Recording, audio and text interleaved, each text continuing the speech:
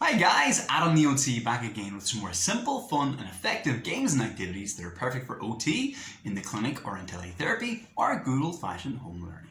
If you like these videos and want to stay updated, don't forget to click subscribe. Any videos you'd like to see, let me know in the comments and I'd be delighted to do a video just for you. Speaking of comments, there's a video I've done a few weeks ago that got more comments, requests and questions than any other. It was one of my busy boards or occupation stations. I love busy boards. This is the one I did before. For younger learners, this design, have a look in the back catalogue, you'll find it.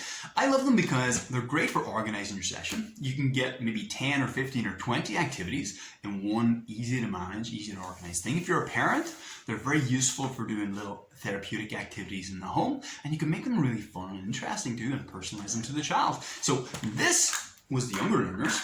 Most of the questions were about designs for older learners. So let's have a look at one of those now, okay? So this is one of the ones I use a lot in clinic myself. This is a very busy one. It's got a lot of stuff going on here. I'll actually remove half of this when I'm working with a child, otherwise it'll be quite distracting. But let me show you a couple of things on it and how I use it. So one of the considerations when we're doing these in clinic is cleaning them, especially in this day and age with Corona and everything else. I have this design so I can remove a lot of the elements, the others are easily cleaned. So I can clean the piggy bank, nuts and bolts, and the bracket here in the corner will all stay between sessions. These fellows are stuck on a magnet strip. Now you can use Velcro or command strips or anything else, but it's a very easy way. I have like a stack of about 10 of these, so I can change the individual activities. These will be cleaned, and I can bring them back in, okay? For your child as well, if you're making this just for your child, which is ideal, that's a good idea to keep the thing fresh. Have like 10 different little activities. It could be balloons or coins or straws, or these are quite hard pop beads and therapy or Play-Doh, because I'm going to use this with a boy actually in about 2 hours time. He's working a lot on grip strength and fine motor dexterity, okay? So let's have a look at some of the things I would use this with. So I have my piggy bank. Pretty easy. I'll make that harder by using like maybe painter's tape or masking tape around the coins, so he has to unwrap them before he puts them in. Oh, this is a note on this as well. The way I have this set up, I call this not just a busy board or an occupation station. This version is called a quest board. I call it a quest board because to go through all activities, one thing will always lead to the next. For example, I'll have a key here. I'll put the keys inside the piggy bank, so when he's finished with the piggy bank, he'll get the key. What's the key for?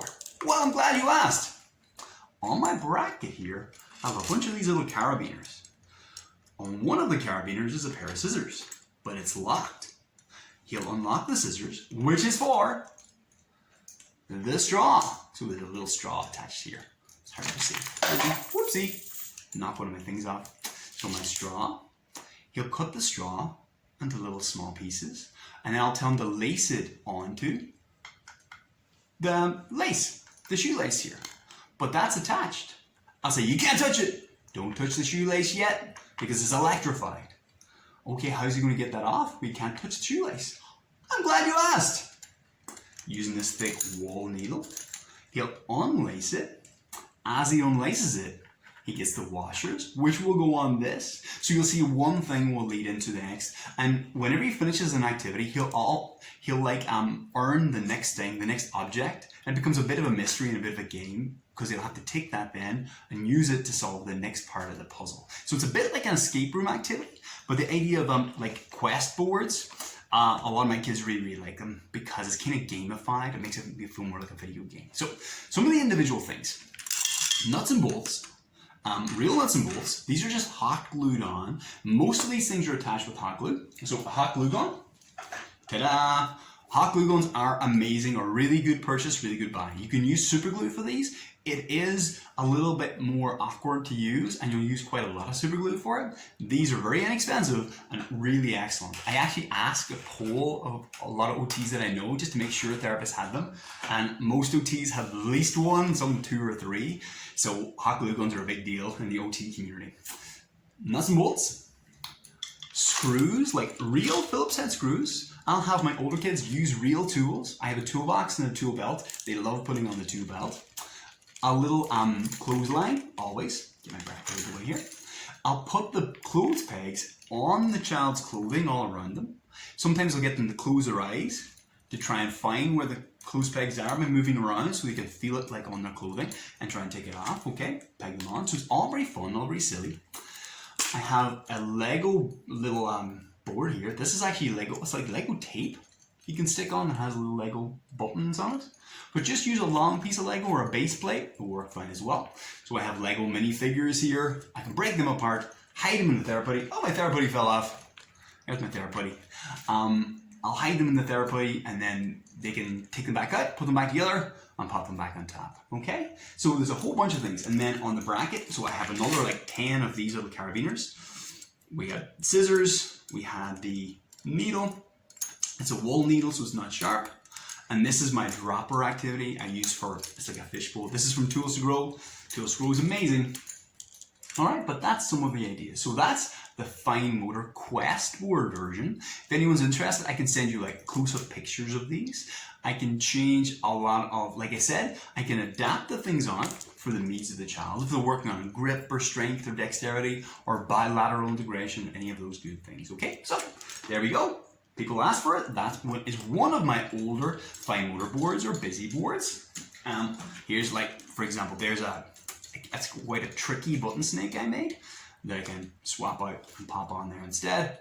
Take those off and pop them back on. Okay, easy peasy.